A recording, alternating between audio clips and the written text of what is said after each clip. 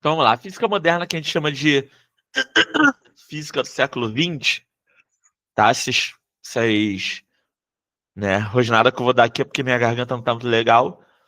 É o que a gente chama de física. Antes do século XX é o que a gente chama de física clássica, né? Pós-século XX é o que a gente chama de física moderna, né? A física que a gente conhece, né? A gente aprende na escola, que a gente conhece hoje, né? Ela é baseada na mecânica de Newton, né? Cerca de 340 anos a 350, 360 anos atrás, né? E toda a física clássica é baseada na mecânica de Newton e no eletromagnetismo de Maxwell, beleza? Toda a física clássica é baseada nisso, né? Tem o eletromagnetismo de Maxwell, que tem um pouco mais aí de 100 anos. Nessas duas teorias foram os pilares da física até o século XIX e serviram de base tanto para engenharia, né, quanto para a ciência aplicada de uma forma geral, né? E apesar dessas duas teorias terem sido aí, né, provadas por uma cacetada de experimentos, né, algumas teorias no início do século XX, né, que surgiram, né, fez com que os físicos pensarem, né, que provavelmente essas duas teorias estariam aí incompletas, não erradas, mas que elas precisavam de algo, né, a mais. O primeiro aí foi a teoria da relatividade de Einstein, né, que fez a gente rever, né, os conceitos de espaço-tempo, né, e, né, segundo os experimentos de física quântica que, né, basicamente revelaram, né, que não existe diferença, né, entre ondas e partículas quando a gente está em nível atômico ou subatômico, beleza? Então, isso daí é extremamente importante, né? Por exemplo, se comportar tanto quanto como onda, quanto como partícula, né? O que nos leva aí a o que a gente chama de dualidade onda-partícula, né? Teoria da dualidade onda-partícula, né?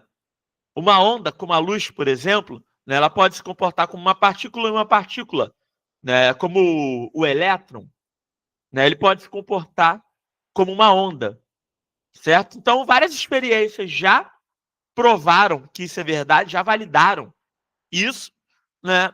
E os conceitos da física moderna, eles já são aplicados em diversas áreas, principalmente da engenharia, né, do século XXI.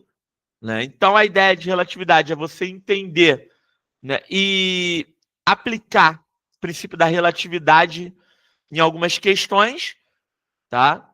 Dilatação do tempo, contração do espaço, né? Dilatação de massa, é, fator de Lorentz, transformações de Lorentz, né? Transformações de velocidade de tempo e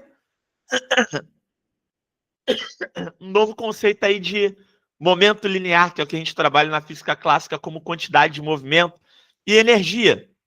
Novo conceito também de energia. A gente melhora muito o conceito de energia, né? A equivalência massa e energia pela famosa equação de Einstein, né? É igual a mc quadrado, beleza? Você com certeza já viu ou já ouviu falar dessa equação em algum momento, né? E aí basicamente vamos para a ideia central, né? O que é relatividade, tá? Né? Vamos entender essa ideia e vamos entender aqui de forma básica, né? O que é, né? A primeira pergunta que a gente tem que se fazer aqui, né? O que é relatividade? Beleza? Essa daqui é a primeira para você, de fato, começar a entender a ideia de física moderna, né? Essa é a primeira pergunta que você tem que se fazer. Beleza? O que é relatividade? Tá bom? Então vamos começar a destrinchar a partir daí. Né? A teoria da relatividade, né? Ela é o nome dado aí às teorias do nosso saudoso Albert Einstein, que descrevem aí, né, como espaço, tempo, movimento e gravidade realmente funcionam quando as velocidades são altíssimas ou a gravidade é muito intensa, né? São duas peças que se encaixam, né? A teoria da relatividade, ela foi dividida em relatividade restrita, né? Quando você fala aí, né, fala do espaço-tempo quando não tem gravidade relevante, certo? Você tem a relatividade geral, né? Estende a relatividade restrita para incluir a ideia de gravidade. Em outros termos, a ideia da relatividade restrita é a ideia da relatividade aplicada como a gravidade. Ela é uma força e ela gera uma aceleração. A ideia de relatividade restrita ela é aplicada para principalmente para referenciais para referenciais inerciais, enquanto a relatividade geral ela é aplicada a referenciais não inerciais. Beleza? Tudo bem? Até aqui? Tudo tranquilo? Deu para pegar aí um pouco da ideia? Né? Por exemplo, né? A ideia de espaço-tempo. Né? Você pega aí o espaço. Né? Com uma régua, você consegue medir a distância entre dois pontos. Né? Isso na física clássica é muito prático. Tempo, com relógio. O relógio você consegue aí cronometrar quanto tempo uma bolinha de gude chega de um ponto a outro quando alguém está brincando de jogar bolinha de gude. Né? Então, todo mundo acreditava até mais ou menos aí 1904, 1905, nesses conceitos aí que são super simples na física clássica. Quando alguém sugeriu que os conceitos de espaço-tempo estavam aí incompletos, ainda faltava alguma coisinha aí, né? Até mesmo, né, errado, né, entre algumas aspas, né, com outros conceitos da física, foi aí que se iniciou, né, a teoria da relatividade, que embora pareça um conceito estranho, já tem uma cacetada de aplicações de engenharia pelo princípio, tá, da relatividade, beleza? Né? GPS, sistemas de navegação, beleza? Então a gente pode citar aqui, né? Deixa eu escrever aqui para você, né? A gente pode citar aqui, né? Você pega aí GPS, deixa eu botar aqui a ideia de relatividade, né? Vamos botar aqui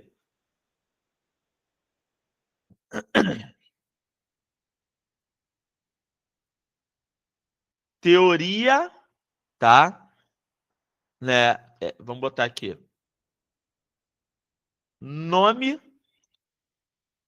dado às teorias de Einstein, tá? Que descrevem como espaço,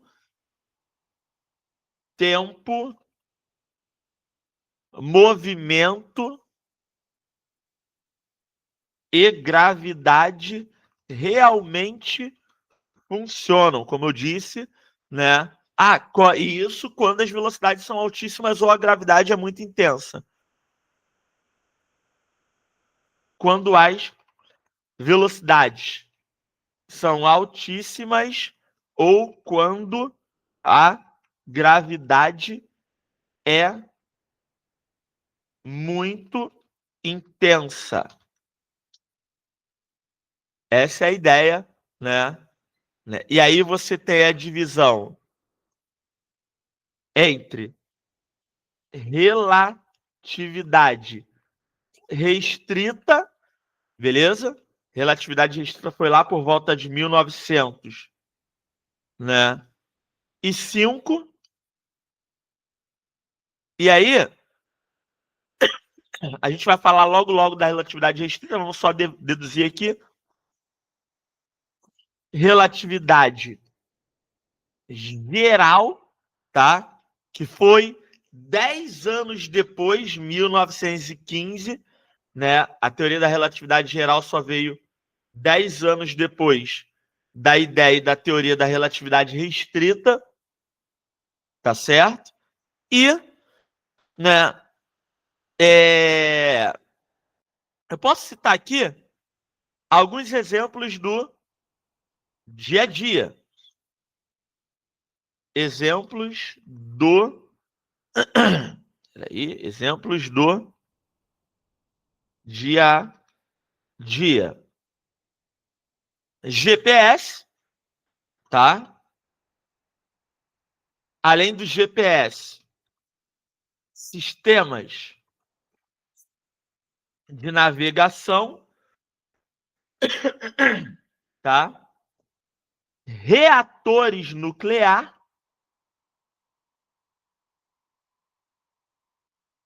GPS, sistemas de navegação, reatores nuclear, né? Reatores que é o que faz uma usina, né, de produção de energia através da usina nuclear de produção de energia funcionar, né? Os famosos PET, né, que são tomografias por emissão de pósitrons. A gente vai descobrir depois o que é um pósitron, beleza? Então, tá aqui alguns exemplos, né, do dia a dia, né? Você pega aí, né, por exemplo, o GPS, a ideia do GPS, né? Os relógios aí dos satélites, eles adiantariam ou, né, atrasariam sem as correções relativísticas, né? Efeito especial mais é a junção dos efeitos da relatividade especial mais a relatividade geral, né? A parte da eletrônica e partículas, né? A vida média de partículas rápidas aumenta, dilatação do tempo, a gente vai ver daqui a pouco, né? Então, tudo isso, né, é importante, beleza? Tudo isso é importante. Então, por exemplo, deixa eu só beber um pouquinho de... Tudo bem até aqui? Até o momento. Essa parte inicial aqui tá tranquilo?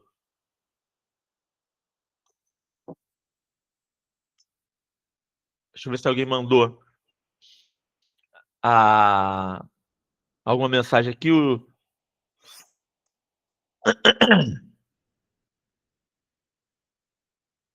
Beleza?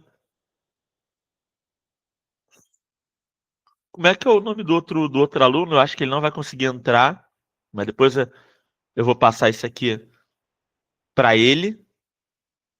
Beleza? Depois eu vou passar isso aqui para ele. Então, vamos lá. Né? Agora que tá tudo de boa, beleza? Né? Agora a gente consegue avançar um pouquinho mais aí na brincadeira. Deixa eu diminuir um pouquinho isso aqui. Deixa eu puxar um pouquinho para cá. Beleza. Tá aí uma ideia, um apanhado geral da ideia de relatividade. Beleza? Então,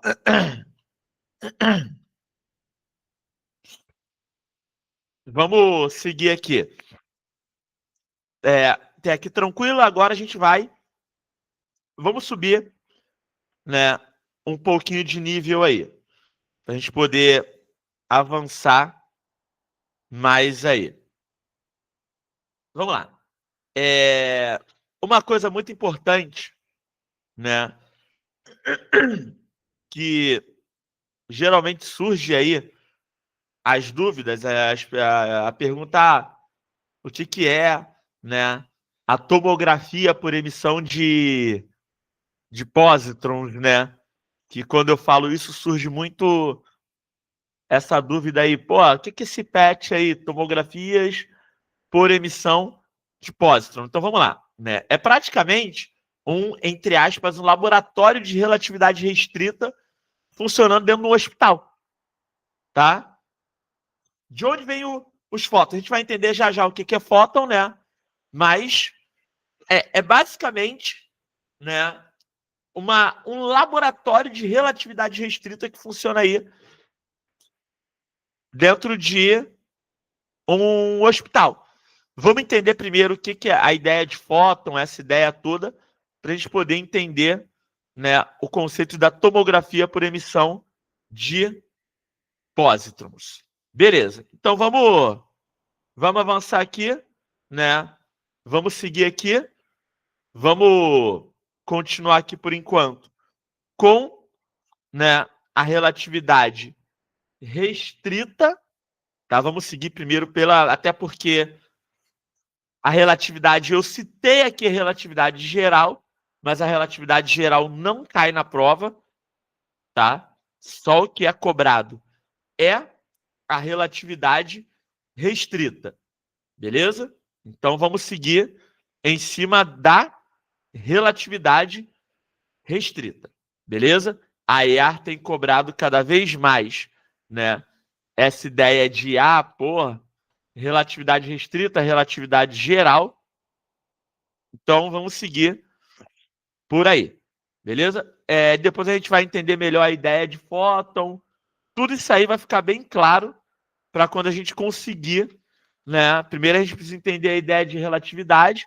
Primeiro a gente precisa entender a ideia de onde é relativo, de como funciona a dilatação do tempo, de como funciona tudo isso, para a gente poder, tá, aplicar aqui. Thiago entrou aí. Fala, Thiago. Beleza, meu querido? Tranquilo? O áudio tá bom para você? Tá conseguindo me ouvir legal aí? De boa? Show de bola? Quando puder, responder aí para saber se tá tudo certo aí com você no áudio e no som aí. Beleza? Então vamos lá. Vamos seguir normal aqui.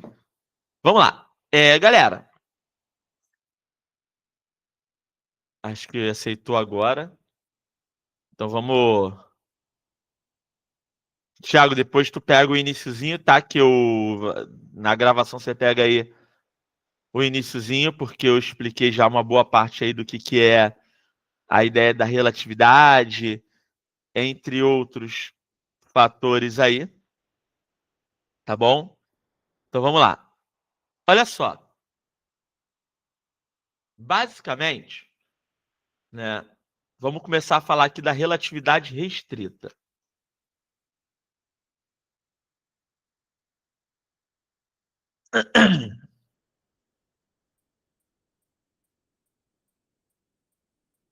Vamos lá, deixa eu botar um pouquinho para cá. Beleza. Relatividade restrita, tá? A relatividade restrita, ela é válida para referenciais, né, inerciais, beleza? Ou melhor, deixa eu escrever aqui, que são os referenciais que apresentam vetor aceleração nulo, beleza? E velocidade constante, tá certo? Então, né, enquanto na relatividade geral ela é válida também para referenciais não inerciais. Então, válida para referenciais inerciais, que são os referenciais que apresentam vetor aceleração nulo e velocidade constante. Na relatividade, né, a gente vai redefinir os conceitos de espaço e tempo, beleza? Primeiro, a gente tem que lembrar, né, nos conceitos de espaço e tempo, a ideia de relatividade. Vocês já estudam também a ideia de algo relativo com a relatividade de Galileu, quando vocês estudam velocidade relativa, tá? Então, aqui a gente vai simplesmente reorganizar essa ideia aí, tá bom? A gente vai simplesmente reorganizar a ideia da velocidade de Galileu, a ideia da relatividade de Galileu, beleza? Então, vamos pensar da seguinte forma, né? O princípio da relatividade de Einstein. Qual é a grande questão aqui? Né?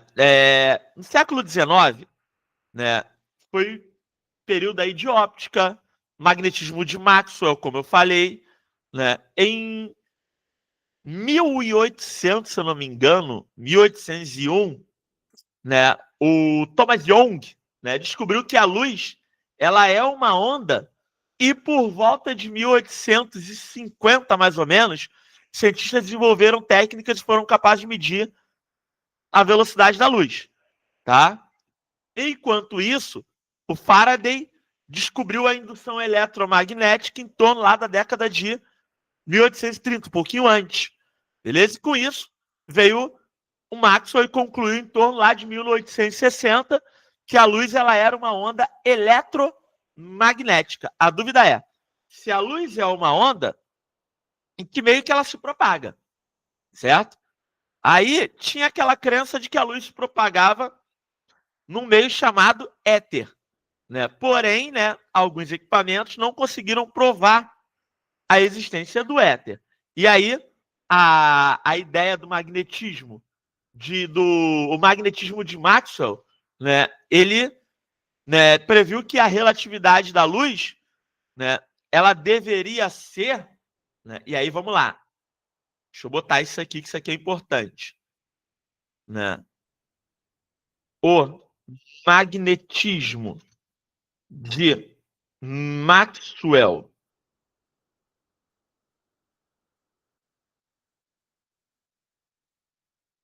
Quase que eu erro, Maxwell. Mas vamos lá. Uma hora dessa eu esqueci como é que se escreve Maxwell. Não sei se eu escrevi certo, não, mas vamos lá. E aí você tem que o magnetismo de Maxwell previu, né, que a luz deveria ser, né, calculada da seguinte forma. Você tem C, hoje a gente chama a velocidade de propagação da luz de C, porque era o Einstein chamava a partícula de luz de celeritas, né? Então você tem aqui C é igual a raiz quadrada de 1 sobre epsilon zero vezes mi zero.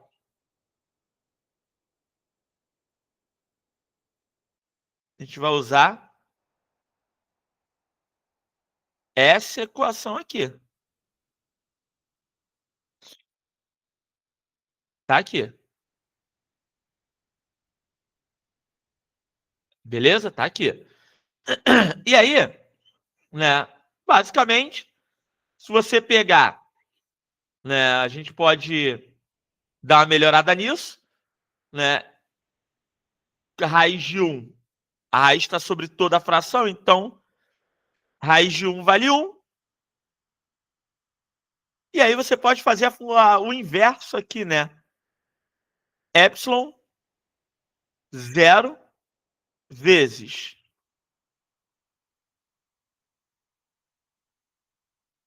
mi zero elevado a menos meio, fazendo o sistema inverso aqui. E isso me daria aí aproximadamente, deixa eu botar aqui embaixo, isso faria com que C, né, só um breve resumo desse ponto, teria aí aproximadamente 3 vezes 10 elevado à oitava metros por segundo. Beleza? 3 vezes 10 elevado à oitava metros por segundo. Lembrando que, né, O ε0 é a constante eletrostática e o μ0 vocês já viram, né, em magnetismo, já estão cansados de ver em magnetismo, né? Lembra que o μ0 é a permeabilidade magnética do meio, que quando você está no vácuo você usa 4π vezes 10 elevado a menos 7 Tesla metro por ampere, beleza? Então, tá aqui. Ah, Hugo, mas não tem, né? A constante eletrostática não chama de K0, né? Mas tem outra forma de calcular, porque vocês já aprendem o valor dela constante no vácuo, né? Vocês não aprendem a calcular, mas tem uma forma de calcular. Daqui a pouco a gente vai falar um pouquinho, pode falar um pouquinho sobre isso. Beleza? Então, tá aqui, né? Só que, até esse momento, essa teoria do Maxwell, né, não daria margem para muitos, né, para muitos fatores, para muitas interpretações, né, para outros referenciais. Né? E o eletromagnetismo do Maxwell só seria válido no éter. Né? Pô, e aí, o que a gente faz nesse momento? Né? Foi nesse exato momento que surgiu a seguinte ideia. Pô, vamos supor a luz se movendo com velocidade c, onde c é 3 vezes 10 elevado à oitava. Né? O observador se move até atingir, né? Vamos supor aqui, vamos botar aqui, ideia.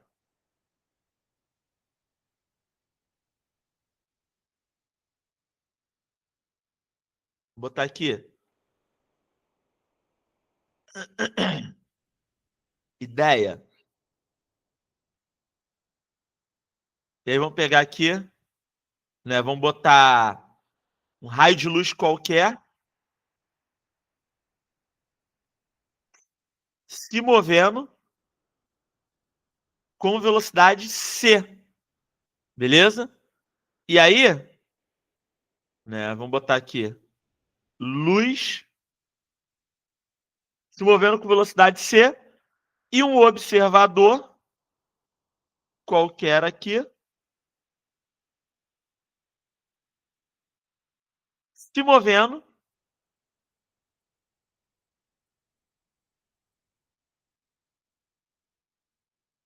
com, né? Até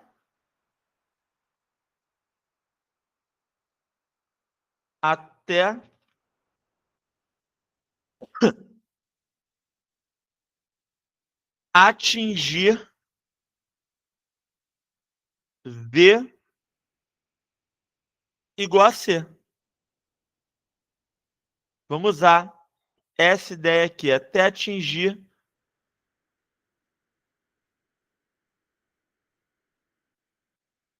v, deixa eu apagar um pouquinho essa perninha aqui, até atingir v igual a c. Vamos trabalhar dentro dessa ideia aqui, né? Até atingir o observador, até atingir v igual a c. A gente sabe que a luz ela é gerada, né, pelas variações perpendiculares dos campos elétricos e magnéticos. Beleza? Né? A gente sabe disso. Se o observador anda pareado com C, anda pareado com a luz, lado a lado, né? O observador ele não consegue observar a variação, né? Nem do campo magnético, nem do campo elétrico, porque eles estão lado a lado, eles estão pareados. Logo, teoricamente, não existe luz. Nesse caso, não existiria propagação de onda eletromagnética, já que não tem variação nem do campo magnético, nem do campo elétrico. Né? E aí, né, após um bom tempo, né, alguns anos de reflexão, Einstein chegou a uma conclusão simples que basicamente revolucionou, né, toda a física, e por isso a física moderna é chamada de física do século XX, porque basicamente é uma nova física. Ele mudou muita coisa. Né? E aí, né, você tem aí, ele criou os seus famosos postulados. E aí o primeiro postulado de Albert Einstein. E aí vão para os postulados de Einstein.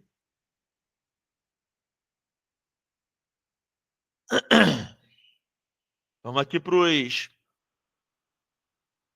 os postulados. Natan ainda não voltou. Tudo bem até aqui, Thiago? Tá conseguindo captar bem todo o conceito?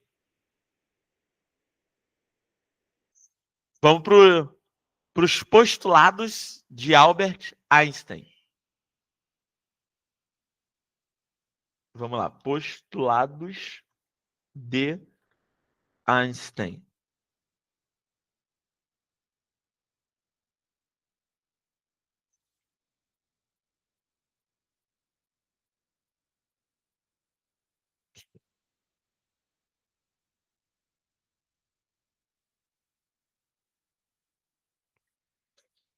Quais são os dois postulados de Einstein? O primeiro deles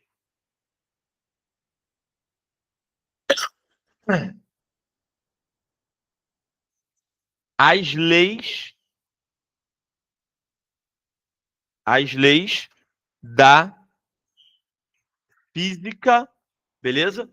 Né? Tem alguns lugares que você vai ver, né, as leis da mecânica. Eu gosto mais de usar o termo as leis da física, né?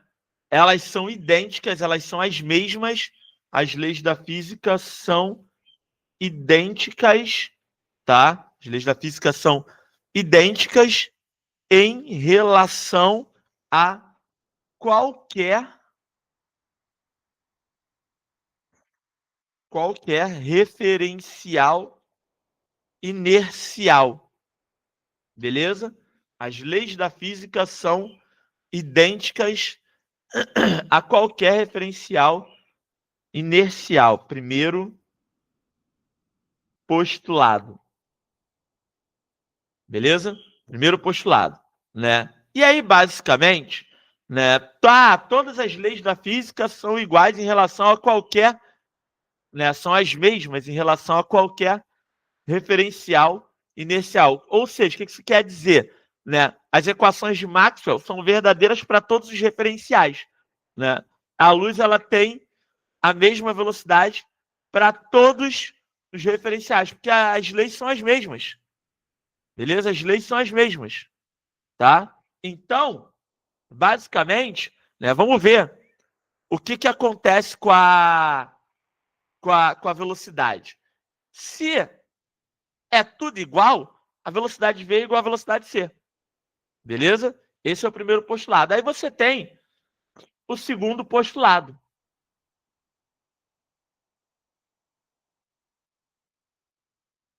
Segundo postulado. Beleza? O segundo postulado diz que a velocidade da luz é uma constante universal, né? Ou seja, né, ela é a mesma em todos os referenciais inerciais. Beleza? Ou seja, a velocidade da luz ela não depende, né, do movimento da fonte de luz e ela é a mesma em todas as direções. Tá? Existe esse postulado, inclusive, né, ele resultou em algumas modificações nas transformações de Galileu. Tá? E deu origem a novas transformações, que são as transformações de Lorentz. Beleza? Ele deu origem a novas transformações que são as transformações de Lorentz, que depois a gente vai falar um pouquinho sobre elas, tá? E aí, tendo em vista esses dois postulados, né, vamos para um ponto extremamente importante, a dilatação do tempo. Vamos falar um pouquinho da ideia de dilatação do tempo. Vamos pegar um pouquinho essa ideia. Agora que a coisa fica interessante, fica boa, tá? Então, vamos falar um pouquinho disso aí. Dilatação do tempo. Primeiro em relação... Deixa eu encostar um pouquinho. Primeiro em relação, né, à ideia do que é a dilatação do tempo. Beleza? Para isso, vamos fazer uma análise aqui que é o seguinte. Vamos colocar a seguinte situação, tá? Vamos botar aqui. Deixa eu duplicar isso aqui. E vamos levar em consideração que isso aqui é um vagão de trem, o mesmo vagão, tá? Vamos levar em consideração que esse aqui é o mesmo vagão. Vou fazer o seguinte. Beleza? Levando isso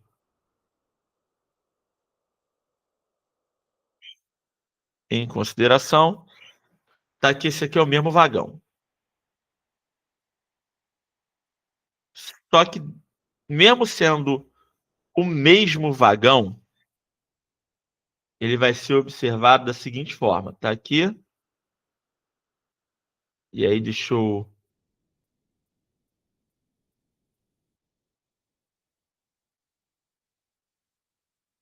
Espera aí.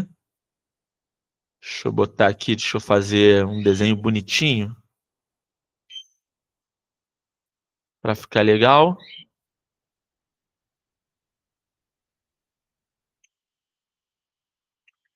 Vamos lá. Vamos botar um aqui. Vamos botar um aqui. Vamos botar um aqui. Vamos botar um aqui.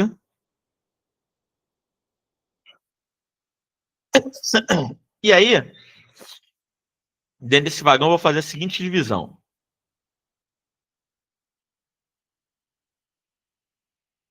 Não. Dessa forma, não. Vamos botar aqui da seguinte forma. Ó. Tem um emissor de luz aqui. O velho exemplo do emissor de luz. Tá, o velho exemplo do emissor de luz. Só que aqui, em cima, você tem um espelhinho, um espelho plano, que vai...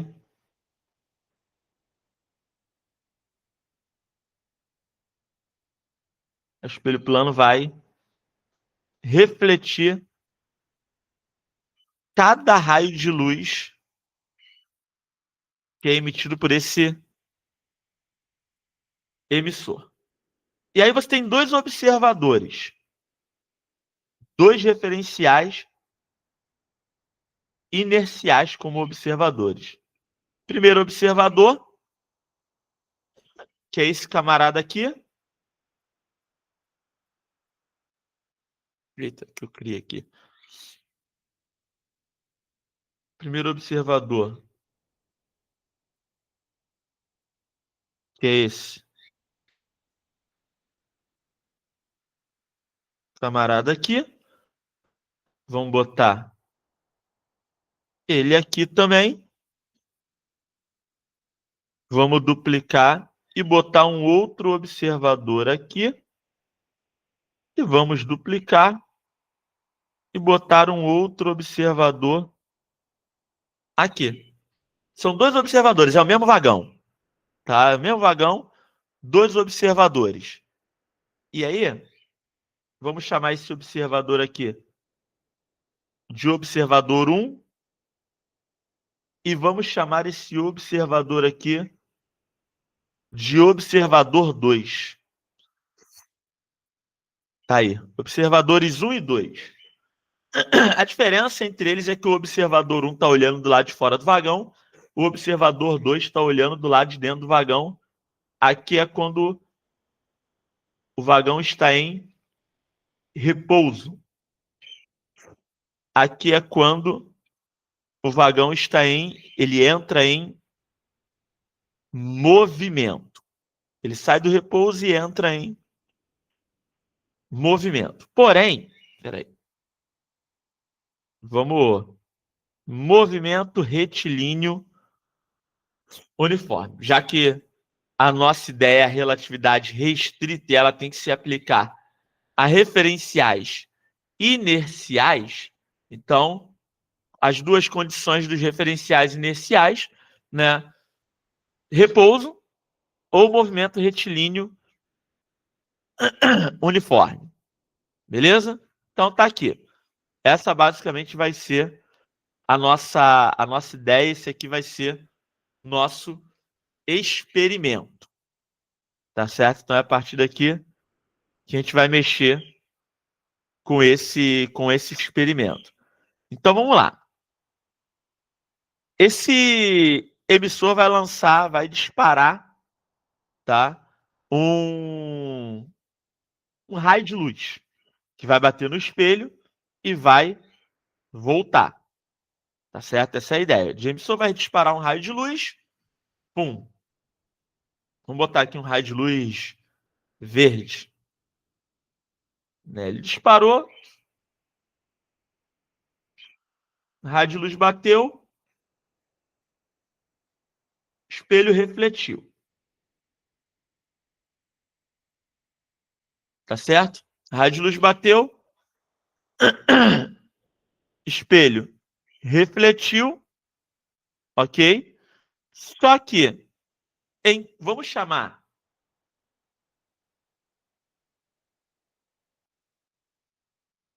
tomando ida e volta L. Tá. Somando ida e volta, vamos chamar de L. Beleza? Isso aqui, ida mais volta. Tá? Vamos chamar de L. Aí, vamos fazer esse mesmo esquema, só que para o vagão andando. Qual vai ser a grande diferença aqui? Pro vagão, eita, barulho. Pro vagão em repouso, observador 1 e observador 2 em repouso também, beleza, vai aquela primeira situação ali. Agora, quando o vagão está em movimento, o observador 1 continua vendo, né, retilíneo, verticalmente. O observador 2, ele vai ver o raio de luz indo e voltando desse jeito aqui. Beleza? O observador vai ver o troço indo e voltando desse jeito aqui. Vamos pegar e transladar esse cara para cá. Espera, deixa eu tentar fazer outro desenho. Vamos transladar esse cara para cá. Que aí, isso tudo aqui, a gente pode chamar de L. Que é a mesma medida de comprimento que a gente tinha. Isso tudo aqui a gente chama de L. É a mesma medida. Não tem caô. Tá? Isso tudo aqui a gente chama de L. Perfeito. E aí, uma vez chamado isso aqui de L, ou melhor, vamos fazer o seguinte. Não vamos chamar esse cara de L, não. Tá? Porque a gente considerou L ida e volta na vertical. Então, vamos fazer o seguinte. Vamos traçar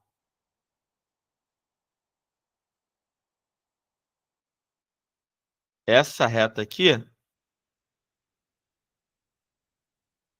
tá? E vamos chamar esse cara aqui de L. Tá bom?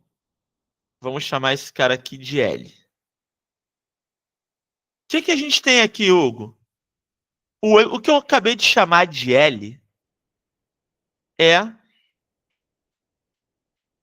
o que é visto pelo observador 1 que está parado dentro do vagão, dentro do trem, observando um feixe de luz ir e voltar na vertical.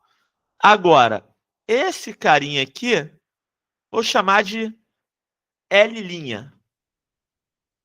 D' não, L'.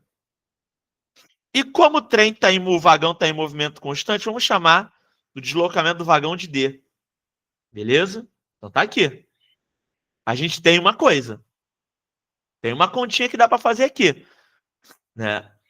Porque a forma como o observador 1 e o observador 2, mesmo que ambos sejam referenciais iniciais, a forma como eles observam, né, e como eles visualizam o raio de luz indo e voltando, não é mesmo um do outro. Porque um está dentro do vagão, se movimentando, sujeito à mesma velocidade do vagão, o outro está do lado de fora, não está sujeito à mesma velocidade constante do vagão. Certo? Não tem decomposição de movimentos para o observador 2, só para o observador 1. Beleza? Só que isso aqui virou um triângulo retângulo. E aí, no triângulo retângulo, a gente faz o que a gente faz de melhor. Pitágoras. Então, L' é igual L, né, quadrado da hipotenusa, é igual a soma do quadrado dos catetos. Vamos trabalhar em torno disso aqui. Só que L', L' e D, ambos têm velocidades constantes. O vagão tem MRU. Então a velocidade do vagão é constante. Vale aqui a luz, tanto vista pelo observador 1 quanto pelo observador 2, está seguindo o segundo postulado. Ela é uma constante universal. Então a velocidade dela é constante, é uma só. Tem módulo constante. Automaticamente, vale a equação horária do MRU aqui. Para L', para L e para D. Então, para L', né, a gente tem, como L' é movimento dado raio de luz, C, tá? Delta T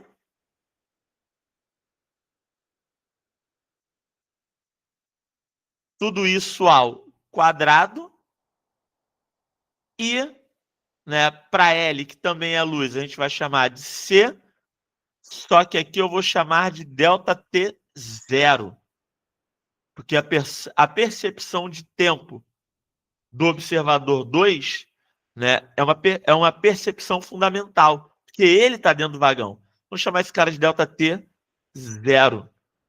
E aqui, V delta T elevado ao quadrado. Beleza? Então vamos lá. Pega esse cara que está somando, joga para o outro lado da igualdade, subtraindo. Então você tem C delta T ao quadrado. Deixa eu botar aqui, peraí. Melhorar isso aqui. T delta T ao quadrado menos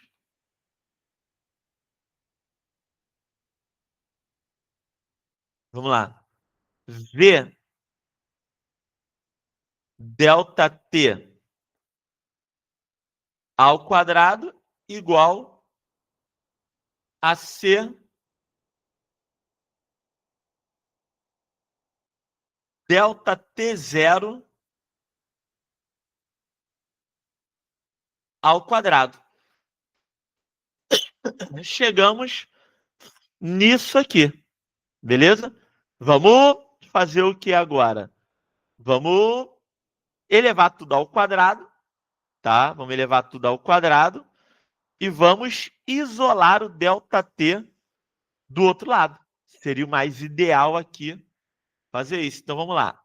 C ao quadrado, ΔT ao quadrado menos V ao quadrado, ΔT ao quadrado igual a C ao quadrado, ΔT Deixa eu chegar esse ΔT um pouquinho para cá. Espera aí.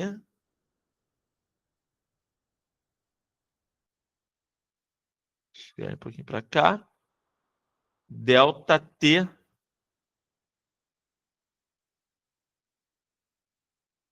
ao quadrado. Beleza. Aí você tem o seguinte.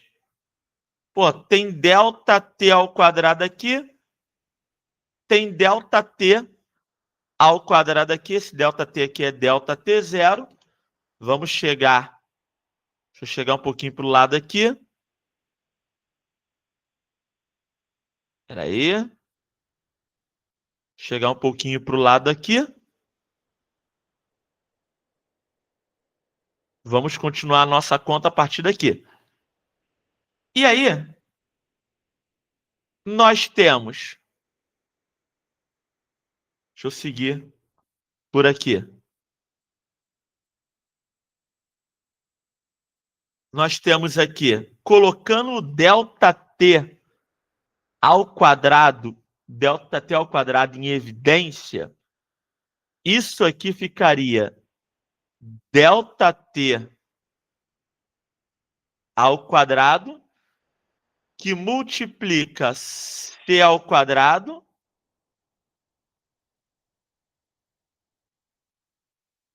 menos V ao quadrado, igual a C ao quadrado, ΔT0 ao quadrado. Tá aqui. Beleza. Agora que eu isolei o ΔT ao quadrado, pega esse cara que está multiplicando, esses termos subtraídos aqui que estão multiplicando, joga para o outro lado, dividindo. E aí tu tem ΔT ao quadrado é igual a C ao quadrado. Deixa eu distanciar um pouquinho aqui. C ao quadrado sobre C ao quadrado menos V ao quadrado vezes ΔT0 ao quadrado. Tá aqui. Beleza, chegamos nisso aqui. Chegamos nesse ponto importantíssimo aqui. Show? Nesse ponto aqui, a gente vai ter que saber fazer algumas manobras. Por exemplo, eu vou elevar ao quadrado dos dois lados. Tá? Vamos elevar ao quadrado aqui dos dois lados para a gente poder se situar. Então, vamos elevar aqui ao quadrado e vamos elevar aqui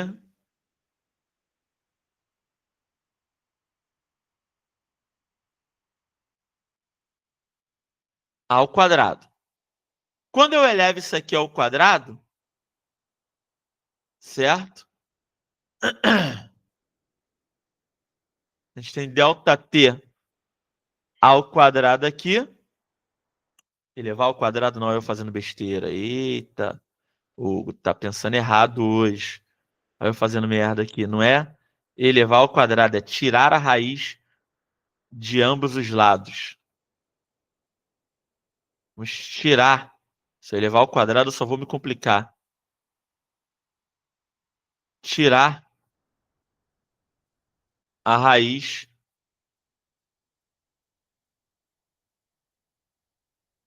de ambos os lados. Que ao fazer isso, ó, você cancela expoente com raiz, você cancela o expoente do ΔT0 com a raiz. Não dá para tirar essa fração aqui da raiz ainda. Então, você tem ΔT é igual a raiz quadrada de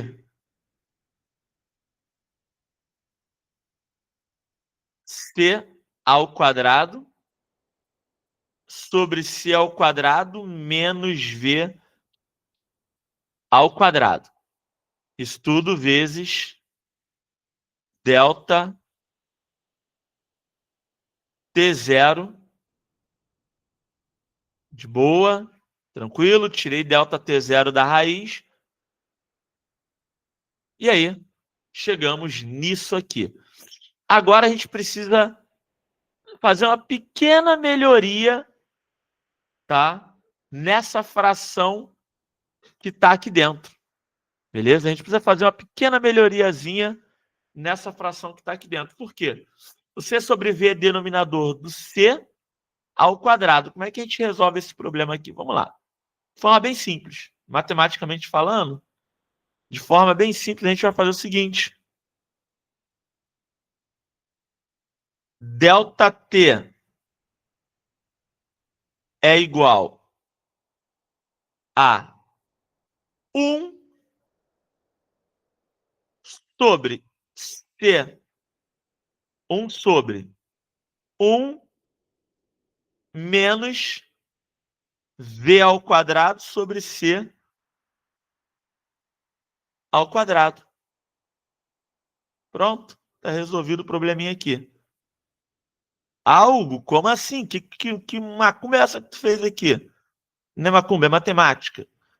Ó, tira o MMC aqui. Você vai ter C ao quadrado, certo? Tira o MMC aqui. Você vai voltar para o que você tinha aqui. Tudo isso vezes delta T 0. Acabou. Tá aqui a minha dilatação do tempo. Só que esse termo aqui, a gente ainda pode melhorar ele e chamar ele de fator, o termo é constante, fator de Lorentz.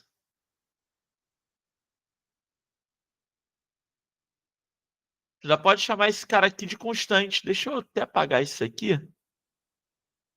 Pode chamar esse termo todinho aqui de fator de Lorentz, que a gente representa aqui por gama.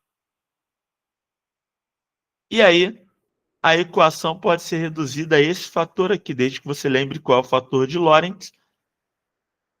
Delta T é igual a gama vezes delta T 0. Tá aqui. E aí? Deixa eu apagar aqui.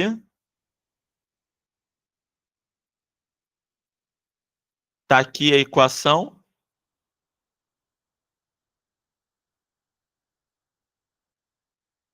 E tá aqui também uma outra forma de mexer com a equação. Beleza? Tanto a parte de cima, né, quanto a parte de baixo, com o fator de Lorentz sendo chamado de gama, né, tanto a parte de cima quanto a parte de baixo, a gente chama aqui de dilatação do tempo. Beleza? A gente pode chamar aqui de dilatação do tempo. Minha mesa digitalizadora, minha lousa digital deu uma falhada. Mas vamos lá. Dilatação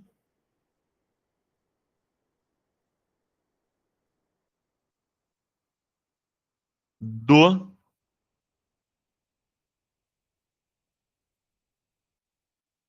tempo. Tá aí.